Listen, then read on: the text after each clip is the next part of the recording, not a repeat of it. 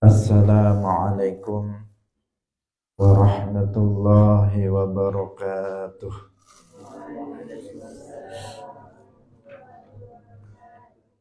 Alhamdulillahi rabbil alamin.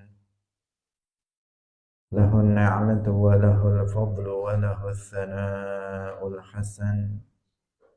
Wa salawatullahil barrir rahim wal malaikatil muqarrabin ala sayyidina wa maulana Muhammadin wa ala alihi wa ashabihi at-tayyibin at-tahirin.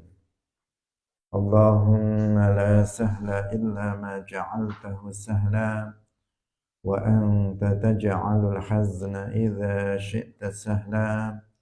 Allahumma arzuqna al-ikhlasa fi an-niyyati wal qawli wal amal wa ba'du.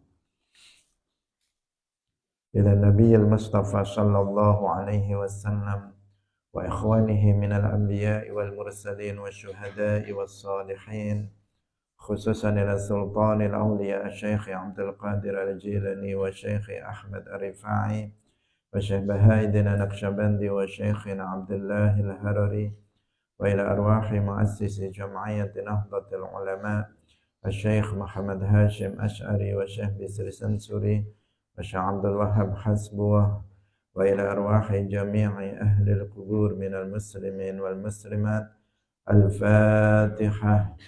A'udzu billahi minasy syaithanir rajim. Bismillahirrahmanirrahim. Alhamdulillahi rabbil alamin. Ar-Rahmanir Rahim. Maliki yaumiddin. Iyyaka na'budu wa iyyaka nasta'in. Ihdinas siratal mustaqim. Siratal ladzina an'amta 'alaihim ghairil maghdubi 'alaihim waladdallin. Amin. Hadirin hadirat kaum muslimin muslimat, pemirsa Madu TV rahimakumullah.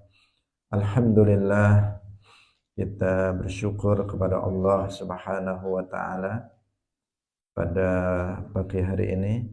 Allah Subhanahu wa taala masih melimpahkan rahmatnya kepada kita semuanya, terutama yang berupa taufik, karena dengan taufik Allah Subhanahu wa taala pada pagi hari ini kita kembali bisa bersama-sama melanjutkan pengajian Mukhtasar Ibn Abi Jamrah, sebuah kitab ringkasan dari kitab Sahih Al-Bukhari. Semoga Allah Subhanahu wa taala memberkahi majelis kita dan kita semuanya mendapatkan ilmu yang manfaat, barakah fid dunya wal akhirah. Amin ya rabbal alamin. Salawat dan salam semoga tetap terlimpahkan kepada Nabi Agung, makhluk yang paling mulia, yaitu Nabi Muhammad sallallahu alaihi wasallam, para sahabatnya, keluarganya, serta seluruh umat Islam yang mengikuti beliau ila yaumil qiyamah. Hadirin rahimakumullah, kita ikhlaskan niat kita masing-masing, kita ngaji lillahi ta'ala. Pagi hari ini kita masuk pada hadis yang pertama dari kitab Mukhtasar Ibn Abi Jamrah. Semoga kita bisa menuntaskan, menyelesaikan pengajian kitab Mukhtasar Ibn Abi Jamrah sampai dengan khatam. Bismillahirrahmanirrahim. An Aisyata ummil mu'minina radhiyallahu anha. Saking Aisyah ummil mu'minin radhiyallahu anha, annaha sak temene Aisyah iku qalat wasdawuh sapa Aisyah, awwalu ma utawi kawitane barang budi'a dan mulai bihi kelawan ma sapa Rasulullah sallallahu alaihi wasallam minal wahyi saking wahyu iku ar-ru'ya ngimpi as-solihatu kang bagus kang bener fin naumi ing dalem turu utawa ing dalem sarene Kanjeng Nabi. Fakana mongko ana sapa Kanjeng Nabi iku la yara ora ningali sapa Kanjeng Nabi ru'ya ing ngimpi illa ja'at kejaba teka apa ru'ya misla falaqis subhi kaya utawa kaya padange isuk. Diriwayatkan dari Aisyah Ummul Mukminin. Aisyah Ummul Mukminin artinya beliau adalah zaujatu an-nabiyyi sallallahu alaihi wasallam, istri dari Rasulullah sallallahu alaihi wasallam. Dan kita meyakini bahwa beliau adalah zaujatun nabi fid dunya wal akhirah. Beliau adalah istri Nabi baik di dunia maupun di akhirat. Karena ada sebagian kelompok, yaitu kelompok Syiah, itu yang mencaci, mencela Sayyidah Aisyah radhiyallahu anha. Bahkan mereka mengatakan bahwa Sayyidah Aisyah itu nanti di akhirat masuk ke dalam neraka. Ini adalah keyakinan yang batil. Sayyidah Aisyah itu salah satu dari para sahabat Nabi, istri Nabi yang dikabarkan oleh Nabi secara langsung dengan menyebut nama bahwa beliau adalah penduduk surga, bahwa beliau akan masuk ke dalam surga. Artinya beliau adalah istri Rasulullah baik di dunia ini maupun nanti di akhirat, di dalam surga. Sayyidah Aisyah salah satu istri Nabi yang paling banyak meriwayatkan hadis, dan beliau adalah sahabat perempuan yang paling alim, yang afqahun nisa, perempuan yang paling luas ilmunya adalah Sayyidah Aisyah radhiyallahu anha, sehingga sebagian para sahabat laki-laki itu juga menjadi murid dari Sayyidah Aisyah radhiyallahu anha, Ummul Mukminin. Beliau mengatakan artinya berdasarkan kabar yang telah disampaikan oleh Rasulullah sallallahu alaihi wasallam kepada beliau. Karena Sayyidah Aisyah, beliau tidak menyaksikan secara langsung turunnya wahyu. Karena Sayyidah Aisyah ketika wahyu turun, beliau belum menjadi istri Nabi. Beliau, Allahu a'lam, saya kurang pasti apakah beliau sudah lahir atau beliau masih sangat kecil. Yang pasti ketika wahyu turun, istri Nabi adalah Sayyidah Khadijah radhiyallahu anha. Sehingga Sayyidah Aisyah ketika itu tidak langsung beliau menyaksikan dengan mata proses turunnya wahyu yang pertama. Tidak menyaksikan beliau.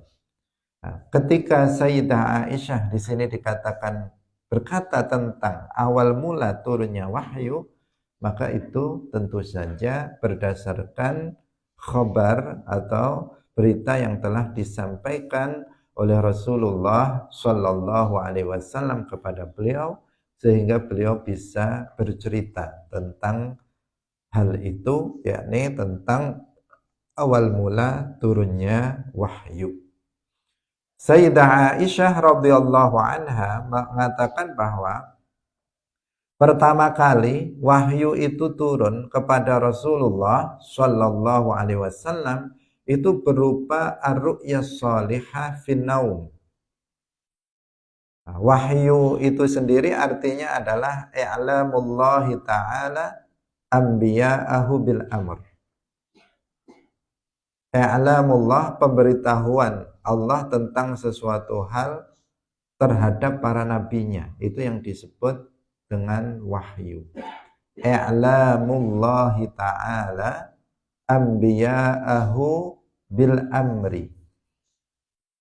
Pemberitahuan Allah Subhanahu wa ta'ala terhadap suatu perkara terhadap para nabinya. Jadi Allah ketika dikatakan seorang nabi mendapatkan wahyu, artinya Allah Subhanahu wa ta'ala memberitahu kepada nabinya itu tentang sesuatu hal. Itu namanya menerima wahyu. Dan malaikat yang bertugas untuk menyampaikan wahyu yang disebut dengan malaikat yang menjadi aminul wahyi itu adalah Jibril alaihi salam. Nah, pertama kali wahyu itu turun dalam bentuk ar-ru'yah shalihah. Ar-ru'yah shalihah artinya ar-ru'yah shadiqah. Ar-ru'yah shalihah atau ar-ru'yah as-shadiqah. Di dalam tidur, yaitu mimpi yang benar, mimpi yang senantiasa menjadi kenyataan. Dikatakan bahwa fakana la yara ru'ya, beliau tidak melihat suatu mimpi dalam tidur beliau kecuali mimpi itu datang seperti terangnya pagi. Artinya sangat jelas. Nah, mimpi itu sangat jelas dan mimpi itu menjadi kenyataan. Karena perlu untuk kita ketahui bahwa mimpi seorang nabi itu adalah wahyu dari Allah. Mimpi seorang nabi itu bukan seperti mimpi kita. Kalau mimpi kita itu bisa jadi dari syaitan. Mimpi kita ini hanya sekedar bunga tidur istilahnya. Tetapi kalau mimpi seorang nabi adalah wahyu dari Allah Subhanahu wa ta'ala. Kita mimpi kadang mimpi yang bagus, kadang mimpi yang jelek, kadang mimpi dikejar-kejar orang dan sebagainya. Itu mimpi kita. Nah, tapi kalau mimpinya seorang nabi itu adalah wahyun minallah. Pemberitahuan Allah kepada seorang nabi terkait dengan sesuatu. Seperti yang terjadi pada Nabi Ibrahim alaihi salam. Beliau bermimpi dalam tidurnya, Allah Subhanahu wa ta'ala memerintahkan beliau untuk menyembelih putranya Ismail.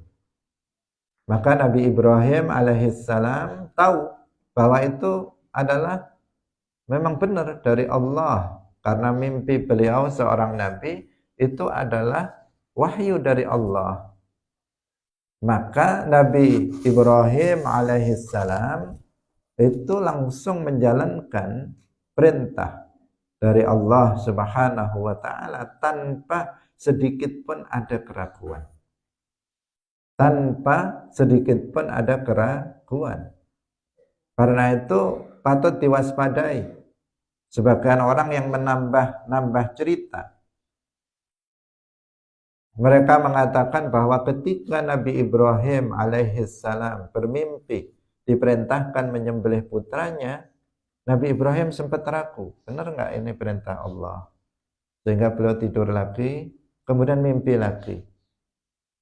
Kemudian beliau ragu-ragu, benar nggak ini mimpi ini? Kemudian tidur lagi, kemudian mimpi lagi. Baru kemudian setelah 3 kali baru beliau yakin. Ada juga yang mengatakan sampai 3 hari beliau mimpi itu baru beliau yakin kalau itu adalah perintah dari Allah.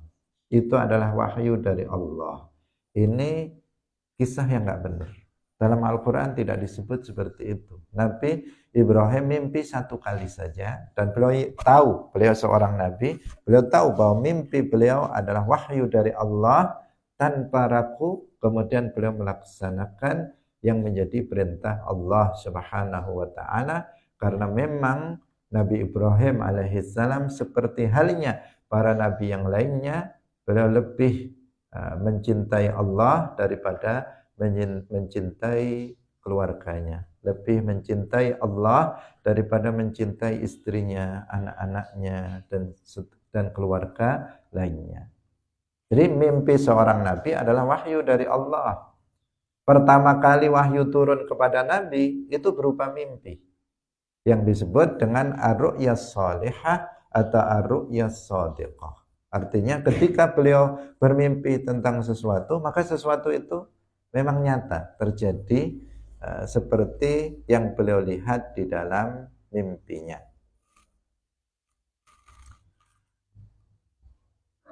Kemudian yang berikutnya, jadi kalau seorang nabi mimpi nggak ada campur tangan syaitan di situ. Seperti halnya kebanyakan kita ketika kita bermimpi. Summa hubbiba, kita lanjutkan. Summa hubbiba nuli dan akan demen sapa Kanjeng Nabi ilaihi. Hubbiba dan akan seneng ilaihi maring Kanjeng Nabi apa al khala'u dewe. Awas di sini al khala' jangan diartikan apa? WC, nanti toilet jadinya. Ilal khala artinya ke toilet kalau sekarang, dalam bahasa sekarang. Khala di sini artinya adalah menyendiri. Summa hubbiba ilaihil khala al khala'u. Apa al khala'u? Dewe menyendiri. Wa kana lan ono sapa Kanjeng Nabi iku yakhlu menyendiri sapa Kanjeng Nabi bi ghari khira'en ing dalem gua Khira. Fayatahannasu nuli ngibadah sapa Kanjeng Nabi fihi ing dalem ghari Khira. Khira itu bisa dibaca dengan alif, bisa tanpa alif. Khira, bisa Khira. Kemudian Khira itu bisa menjadi munsharif atau ghairu munsharif. Dalam bahasa Arab bisa bi ghari khira'in berarti ism munsharif. Kalau yang dijadikan sebagai ghairu munsharif maka membacanya bi ghari khira'ah. Tetapi yang kita dengar ini membacanya bi ghari khira'in. Ing dalem gua Khira. Fayatahannasu nuli ngibadah sapa Kanjeng Nabi fihi ing dalem gua Khira. Wa huwa lan utahi tahannus iku ata'abbudu ibadah. Al-layaliya ing dalem pira-pira wengi zawatil adati kang duweni wilangan qabla ayanzi'a ing dalem sadurunge yen to bali sapa Kanjeng Nabi ila ahlihi maring garwane Kanjeng Nabi Khadijah. Wa yatazawwadu lan jiko utawa njuko bekal sapa utawa berbekal sapa Kanjeng Nabi lidzalika kanggo mangkono-mangkono tahannus utawa khala. Summa yarji'u nuli bali sapa Kanjeng Nabi ila Khadijah maring Khadijah. Fayatazawwadu nuli berbekal sapa Kanjeng Nabi limithliha kanggo padane mangkono-mangkono wengi zawatil adat.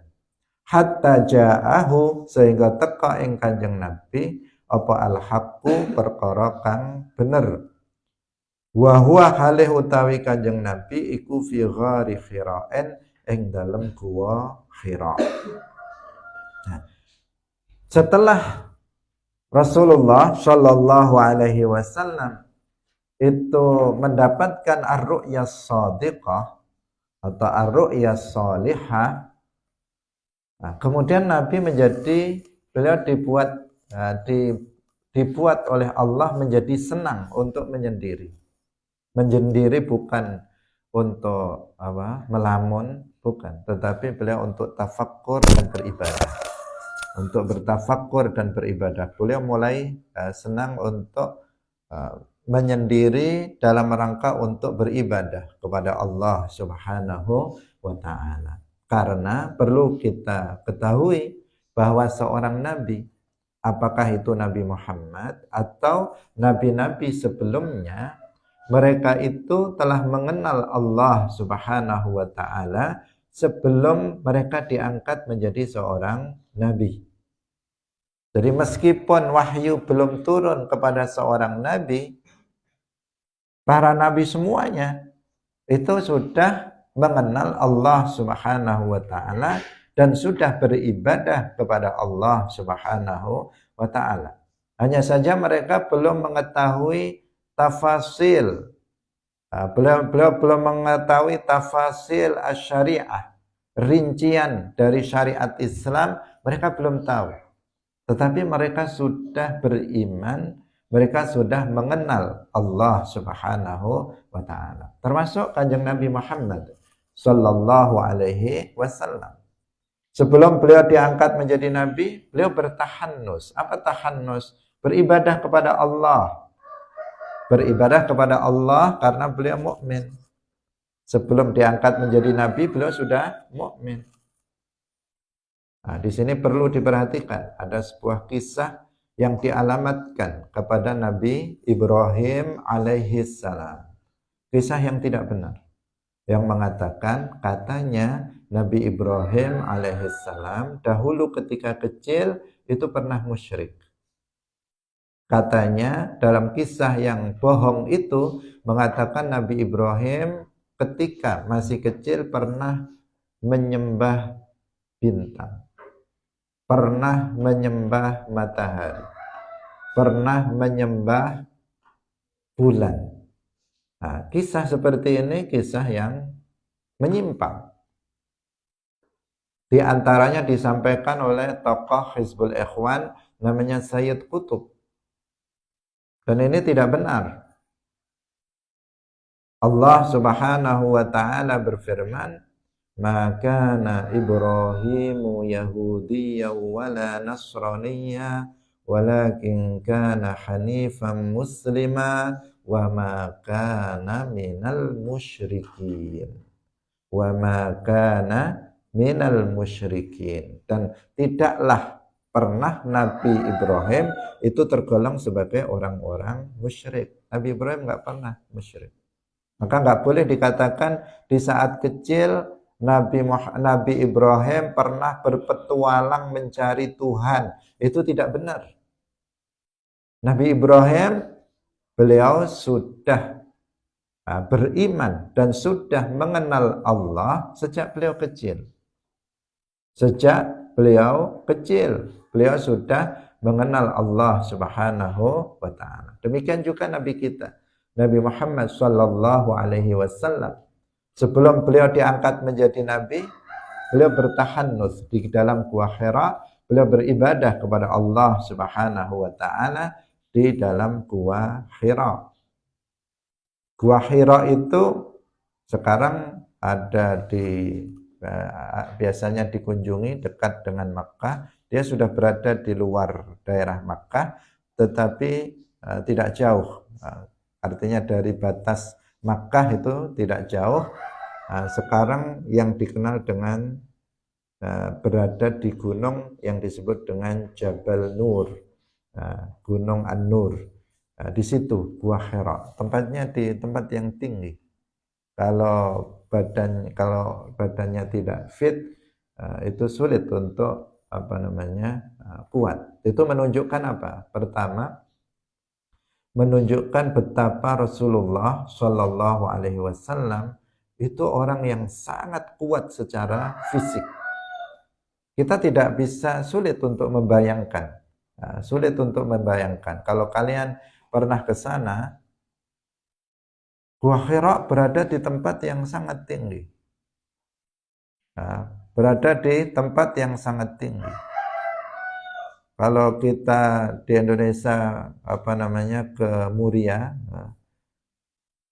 lebih dari itu. Dan jalannya, kalau sekarang jalannya sudah diberi diberi tangga, seperti halnya yang kita lihat di sini juga kayak begitu modelnya, diberikan tangga untuk sampai ke Gua Hira. Itu baru tangga itu, artinya pada masa Rasulullah Shallallahu Alaihi Wasallam untuk menuju gua itu nggak ada jalan seperti yang kita lihat sekarang. Ada jalan yang seperti kita lihat sekarang, nggak mudah bagi kita untuk naik ke sana. Hanya orang yang kuat fisiknya dan memiliki himmah, memiliki semangat yang kuat yang bisa kemudian naik ke tempat itu. Nah, itu pertama menunjukkan betapa Rasulullah Shallallahu Alaihi Wasallam itu orang yang kuat secara fisik, beliau orang yang kuat. Yang kedua, itu juga menunjukkan bahwa Nabi Muhammad itu adalah orang yang pemberani. Sehingga dikatakan beliau adalah asyja'u khalqillah, makhluk Allah yang paling pemberani. Di dalam gua, nah, gua itu bukan di tempat keramaian begini. Di tempat di atas gunung, gua itu kan apa namanya? Karena kita tahu semuanya gua seperti apa. Jadi dia adalah lubang yang menjorok di dalam apa namanya? Di dalam tanah, itu yang disebut dengan ghar atau gua. Beliau di dalam gua itu di tempat yang sunyi, di tempat yang jauh dari keramaian, beliau sendiri bermalam-malam, bukan hanya satu malam pulang. Tetapi beliau bermalam-malam beribadah kepada Allah di dalam gua itu. Ketika bekalnya sudah habis, makanan minumnya yang beliau bawa dari rumah itu sudah habis, maka beliau kemudian pulang. Pulang disiapkan kembali oleh istrinya Sayyidah Khadijah untuk kemudian beliau berangkat lagi ke gua itu bermalam-malam, membawa bekal secukupnya untuk beberapa malam, bukan hanya untuk satu malam, bukan setiap malam pulang kemudian balik lagi pulang, enggak. Bermalam-malam di dalam gua itu untuk beribadah kepada Allah. Bekal habis pulang, membawa bekal cukup untuk bermalam-malam beberapa malam. Di sini dikatakan al-layali zawat al-adad, artinya bermalam-malam beliau di dalam gua itu. Ketika bekal habis pulang, kemudian ambil bekal dari istrinya Sayyidah Khadijah, kemudian beliau kembali tahannus, beribadah kepada Allah di dalam gua tersebut. Itu yang dilakukan oleh Rasulullah Shallallahu Alaihi Wasallam setelah tadi beliau mendapatkan wahyu melalui mimpi, ar-ru'ya as-shadiqah.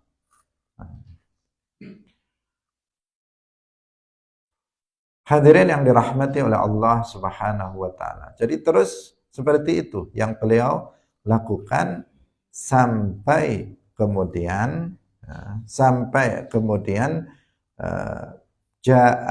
ja'ahul haq, datang kepada beliau perkara yang hak, yaitu turun kepada beliau malaikat Jibril alaihissalam dengan membawa wahyu kepada beliau.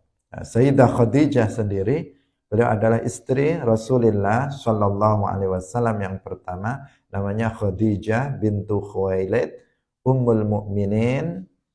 Beliau adalah perempuan yang paling dicintai oleh Rasulullah Shallallahu Alaihi Wasallam sebelum Sayyidah Aisyah radhiyallahu anha. Dan keturunan Nabi semuanya berasal dari Sayyidah Khadijah radhiyallahu anha. Kecuali ada satu yang berasal dari, yaitu Ibrahim, dari amat beliau, yaitu Mariyatul Qibtiyah, tetapi meninggal ketika saat kecil putranya ini.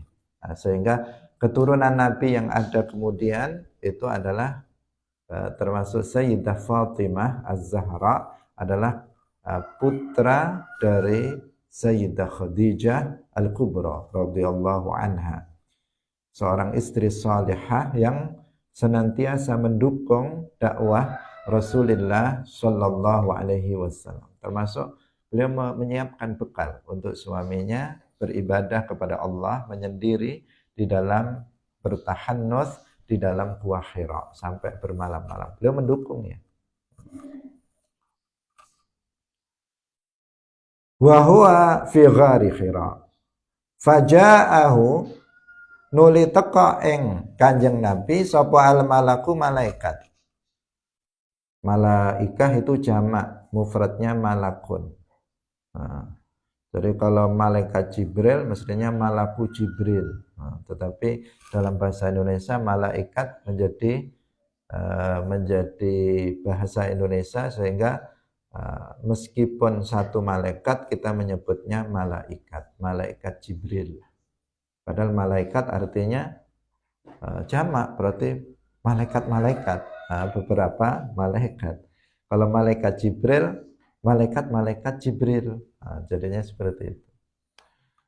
Tapi kan sudah jadi bahasa Indonesia sehingga tidak bisa dimaknai seperti itu. Ya, malaikat Jibril, malaikat itu sudah dibakukan menjadi bahasa Indonesia sehingga bisa saja kita mengatakan malaikat Jibril. Faja'ahu nuli teka ing Kanjeng Nabi sapa al malaku malaikat. Maksudnya malaikat Jibril alaihi salam. Faqala nuli dawuh sapa Jibril atau al malak iqra. Maca sapa sira. Faqala nuli dawuh sapa Kanjeng Nabi ma ana.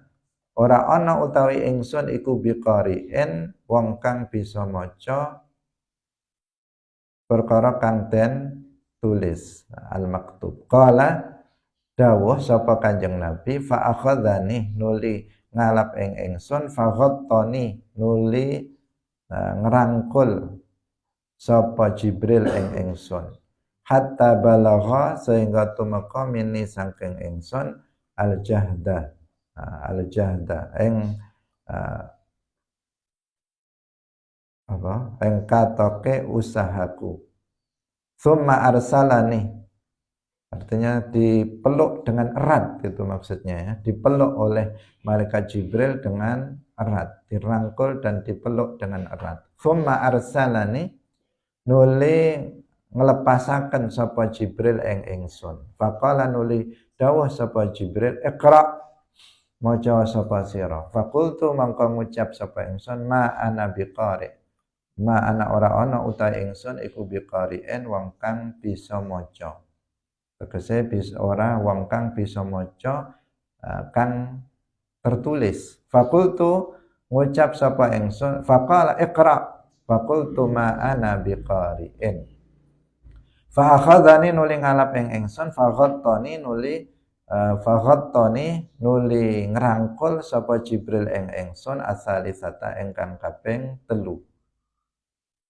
Tsumma arsalani, tadi faghattani tsaniyata hatta balagha minnil jahda, sama maknanya. Tsumma arsalani faqala iqra faqultu ma ana biqari'in fa akhadhani faghattani as-salisata tsumma arsalani faqala iqra bismi rabbikal ladzi khalaqal insana min 'alaq iqra wa rabbukal akram.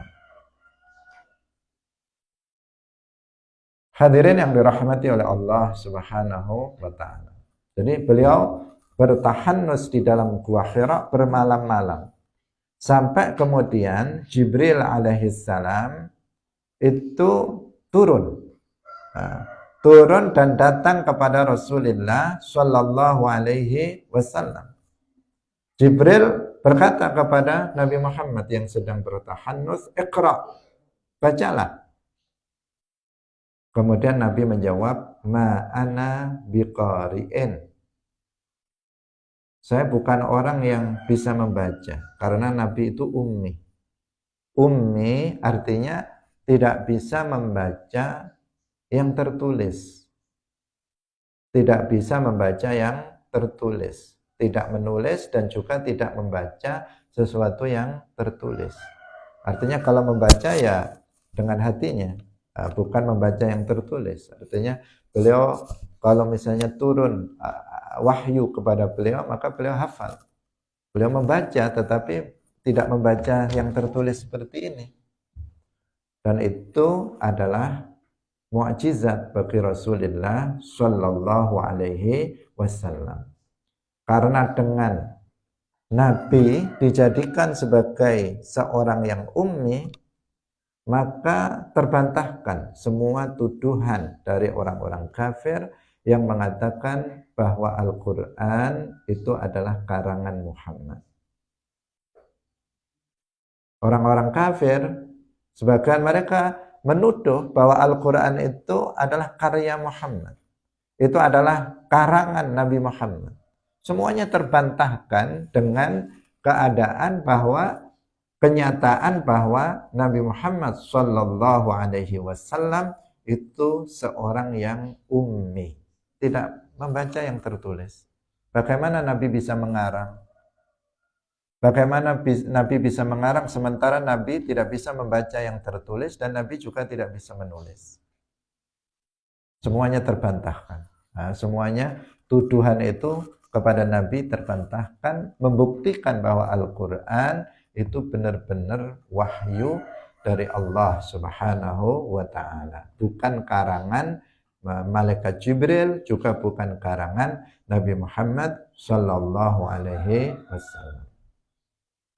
Harus diwaspadai pada saat ini ada sebagian orang yang mengaku sebagai para peneliti di bidang Al-Quran, kemudian mereka merubah makna ummi pada makna yang lainnya. Menurut mereka bahwa kalau Nabi ummi, dengan pengertian Nabi tidak bisa membaca yang tertulis, tidak bisa membaca, maka itu mencela Nabi. Menurut mereka itu menunjukkan berarti Nabi itu bodoh. Gak mungkin Nabi itu bodoh. Pasti Nabi itu orang yang pintar, bisa nulis. Nah, mereka lupa bahwa al-ilmu fis sudur, la fis sutur. Ilmu itu dalam hati, bukan dalam buku, bukan dalam tulisan. Orang yang alim itu bukan orang yang bisa membaca buku, bisa membaca kitab, tetapi orang alim itu orang yang ilmunya sudah ada di dalam hatinya. Yang ilmunya itu sudah dia hafal, sudah dia fahami di dalam hati, itulah orang yang berilmu. Kalau ada orang yang bisanya ketika baca, kalau nggak baca nggak bisa, apakah itu orang alim? Kalau baca ya bisa, kalau nggak baca nggak bisa. Seperti sebagian kalian ujian, kalau bukunya ditutup nggak bisa menjawab. Kalau dibuka baru bisa menjawab. Apakah itu namanya murid yang pintar? Kalau ngerpek, lihat buku baru bisa. Yang enggak. Yang pintar dia tutup, semuanya sudah dalam hati, dikerjakan dengan lancar, dengan benar. Itu namanya dia ilmunya sudah dia miliki. Kalau ilmunya masih nempel di kertas, itu namanya dia bukan orang yang alim. Al-ilmu fis sudur, la fis sutur. Rasulullah Shallallahu Alaihi Wasallam semua wahyu yang beliau yang beliau terima semuanya dihafal oleh beliau, sehingga Nabi Muhammad itu a'lamu khalqillah. Nabi Muhammad adalah makhluk Allah yang paling alim, makhluk Allah yang paling luas ilmunya. Meskipun beliau tidak membaca, tidak menulis, tidak membaca yang tertulis, tetapi meskipun demikian beliau adalah makhluk Allah yang paling luas ilmunya. Kita bisa baca, kita bisa nulis, tapi kita bodoh, nggak tahu banyak tentang banyak hal. Rasulullah Shallallahu Alaihi Wasallam yang ummi, beliau beliau itu menjadi orang yang paling luas ilmunya. Jadi ketika malaikat Jibril alaihissalam mengatakan Iqra, Nabi Muhammad mengatakan ma'ana biqari. Ini juga menunjukkan bahwa belajar ilmu agama itu tidak dengan sekedar membaca buku. Karena ada yang menggunakan ayat ini, peristiwa ini justru dipakai untuk sebaliknya, yaitu kita harus banyak membaca dengan alasan Iqra bismi rabbikal ladzi khalaq. Kemudian dimaknai bahwa kita harus banyak membaca. Belajar ilmu agama, metode dasarnya bukan dengan sekedar membaca, tetapi dengan ngaji, dengan talaqi secara langsung kepada seorang guru. Dan ini diajarkan oleh Nabi Shallallahu Alaihi Wasallam. Beliau tidak membaca, tetapi beliau mendengar dari Jibril alaihissalam gurunya. Dalam ayat yang lain disebutkan wa'allamahu syadidul quwa ay Jibril. Artinya Jibril alaihissalam itu telah mengajari Rasulullah sallallahu alaihi wasallam menjadi guru bagi Rasulullah.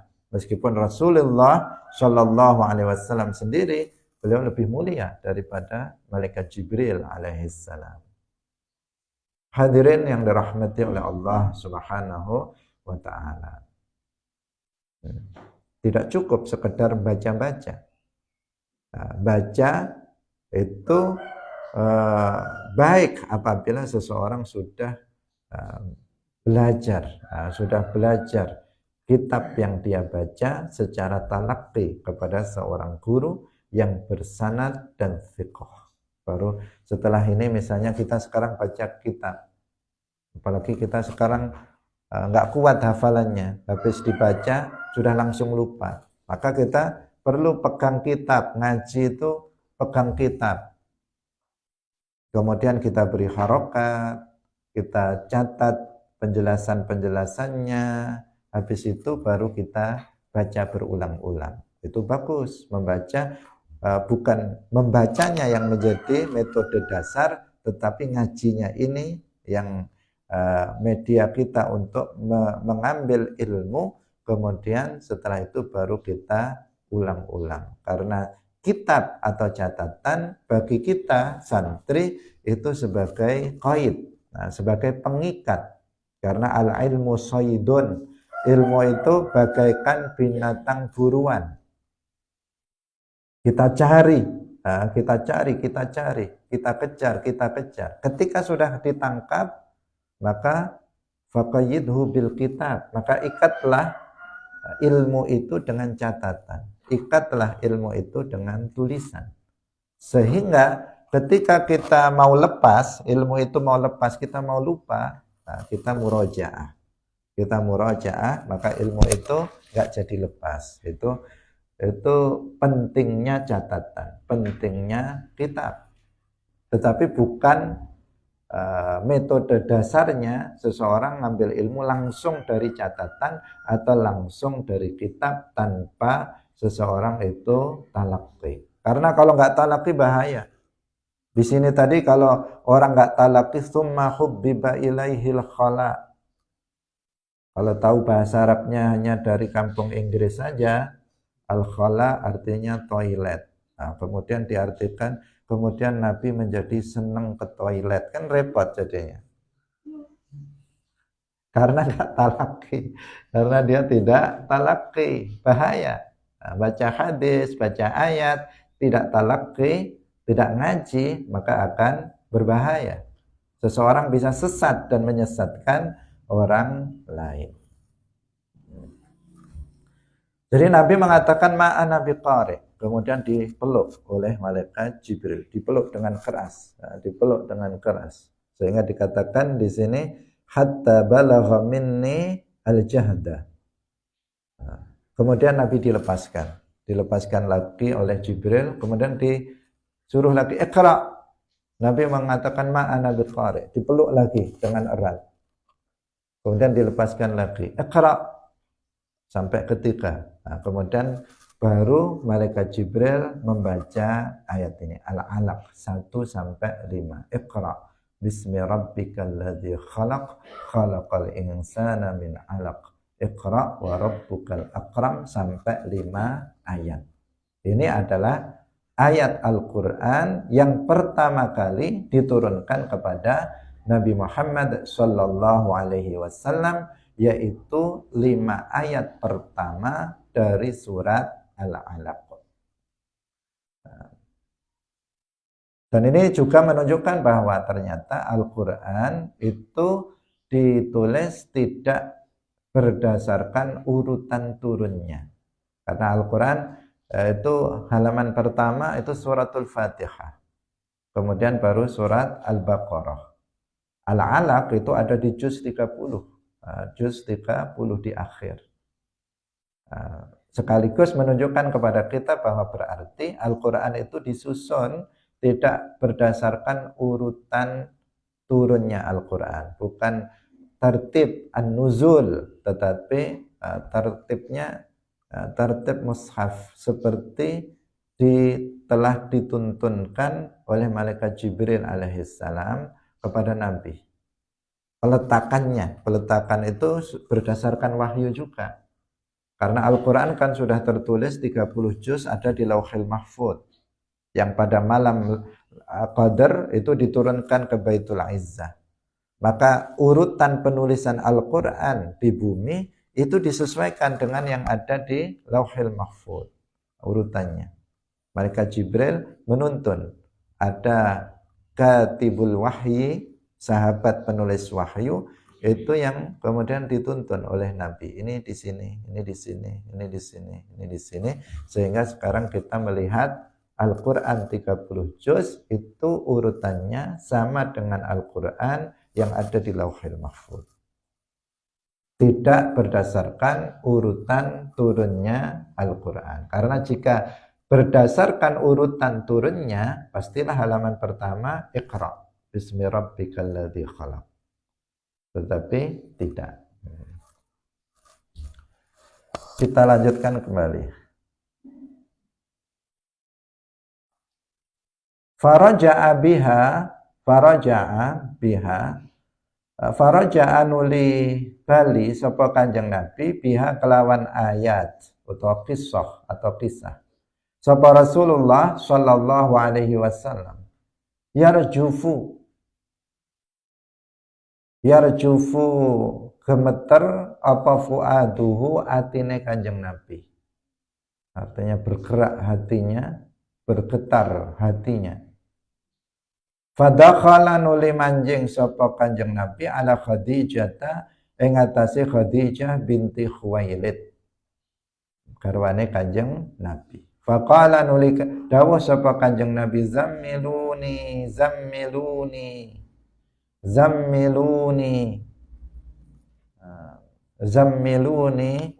nyelimutono sapa sira ing ingsun, zammiluni nyelimutono sapa sira ing ingsun. Dalam riwayat ini 2 kali, zammiluni. Tapi ada juga riwayat yang lain cuma 1 kali, zammiluni, gitu saja. Fazammaluhu nuli limuti sapa Khadijah ing Kanjeng Nabi Muhammad sallallahu alaihi wasallam hatta zahaba sehingga ilang anhu sangking Kanjeng Nabi apa ar-raw'u wedi. Jadi ketika Nabi malaikat Jibril itu turun, kemudian terjadi peristiwa yang tadi kita katakan, Nabi dipeluk, kemudian Nabi Nabi disuruh membaca, kemudian dibacakan Al-Alaq 1 sampai 5. Ketika itu Jibril turun dalam wujud tidak asli. Beliau yatasyakkal, merubah wujudnya. Tidak dalam wujud aslinya. Karena kalau Jibril dalam wujud aslinya, maka lebih menakjubkan. Lebih menakjubkan lagi. Karena satu sayapnya Jibril alaihissalam itu bisa menutup ufuk timur dan barat. Besarnya, untuk menunjukkan betapa besarnya Jibril alaihissalam. Ketika datang di Gua Hira, Jibril tidak dalam bentuk aslinya. Beliau merubah wujudnya. Nah, itu menjadikan Nabi itu ada rasa takut. Nah, tetapi takut yang dimaksud di sini adalah takut yang tabi'i. Karena al-khauf, takut itu ada dua macam. Ada al-khauf at-tabi'i, takut yang manusiawi, takut yang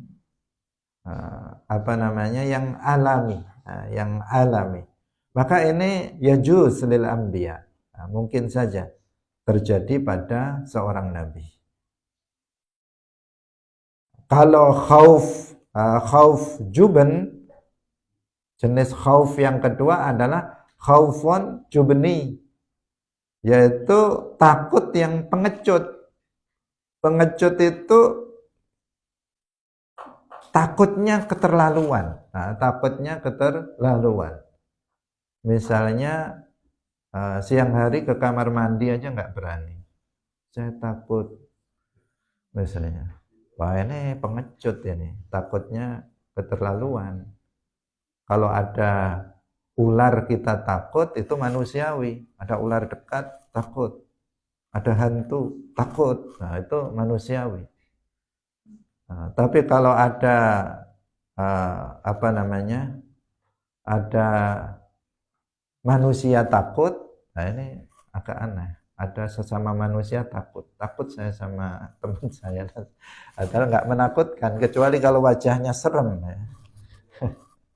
Artinya apa? Kalau takutnya itu tabi'i, maka itu yajuzul lil anbiya. Catatannya itu yajuz artinya jaiz, mungkin saja terjadi pada seorang nabi. Tapi kalau takutnya itu juben, pengecut, takutnya keterlaluan, maka itu mustahil bagi seorang nabi. Nah, maka di sini itu adalah sesuatu yang tabi'i saja. Tabi'i terjadi pada nabi karena baru pertama kali itu nabi mengalami hal yang seperti itu, kisah yang seperti itu. Ketika beliau sedang berkhalwat beribadah kepada Allah, tiba-tiba datang Jibril alaihissalam mengatakan Iqra.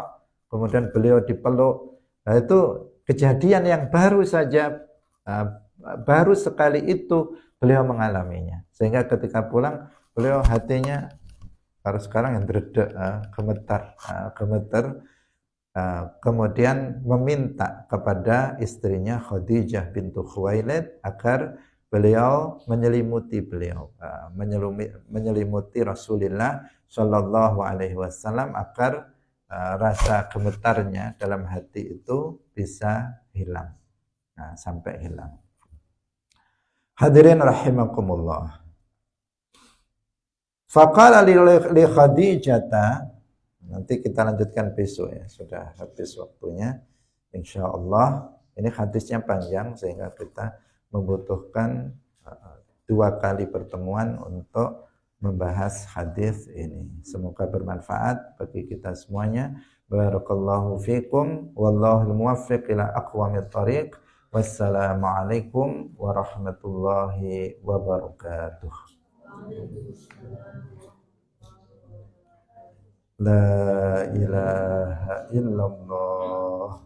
Allahumma salli ala sayyidina Muhammad wa ala alihi wa sahbihi wa sallim. Rabbi ghfirli wa liwalidayya wa lil mu'minina wal mu'minat.